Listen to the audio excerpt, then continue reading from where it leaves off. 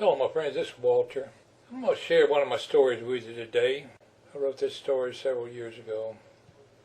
The title of the story is My Friend the Bank Robber.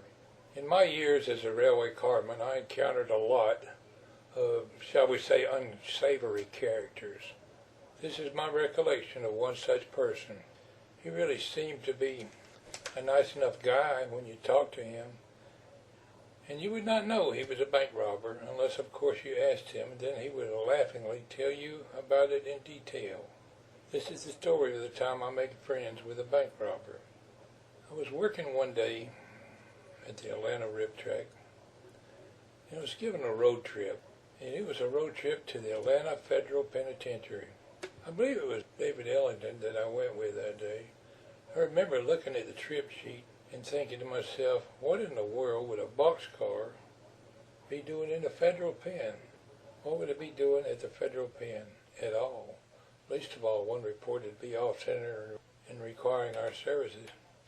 On our arrival at the front entrance to the pen, we entered a big chain-link gate covered with razor wire that was right under the guard tower. We were told to follow the road that circled inside the high stone walls of the prison until we got to the big warehouse in the back, and there we would find the boxcar. We did. Soon found the car sitting behind the big loading dock. There were prisoners standing around watching us as we got out to check the rail car. Sure enough, the car was off-center and would have to be jacked up and the trucks rolled out some, the center pin replaced so then they could then pull it from the facility with the train. We got right to work and offloaded the big jacks from the back of the truck with a boom. Set them as close as we could to the car. When one of the guards standing around saw that we had to physically lift them around the side of the car, he assigned several prisoners to pitch in and help us. One industrious little man pitched right in and helped us place the blocks as well.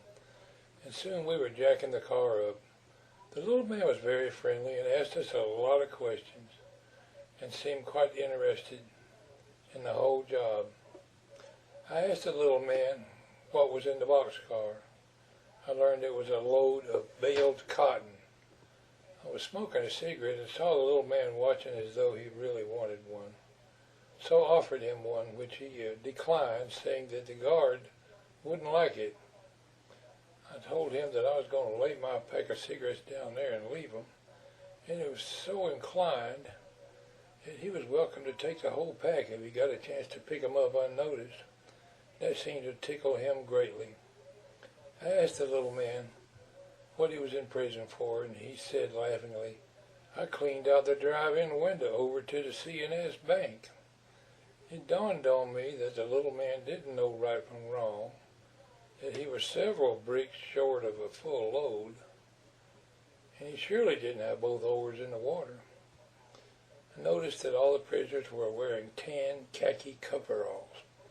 I asked the little man about the coveralls and learned that they were made right there in the warehouse by the prisoners, and that the coveralls were sent to prisons all over the country. The little man said, they are nice material, don't you think?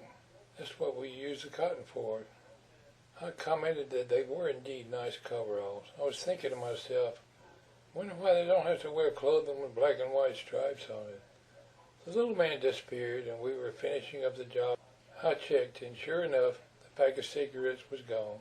I thought, well, he's somewhere smoking a cigarette. Shortly after a while, this little forklift came zooming down the road past our truck, and I saw that it was the little man going past, looking quite innocent and nonchalant.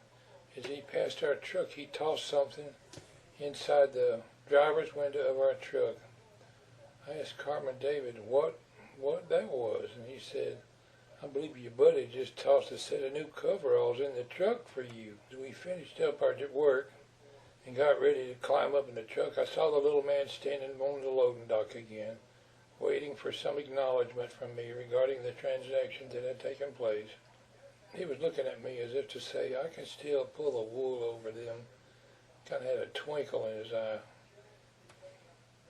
We climbed up in the truck. I looked back at him and said, thanks for everything. If you ever get out of here, stay away from the banks. We laughed about the little man on our way back to the train yard. Several weeks later, Carman David came to pick me up. We were headed back to the federal pen again to fix another boxcar. I climbed in the truck and David looked at me and laughed. I asked, "What's so funny?" And he asked me, "Are you going to go over there wearing them coveralls?"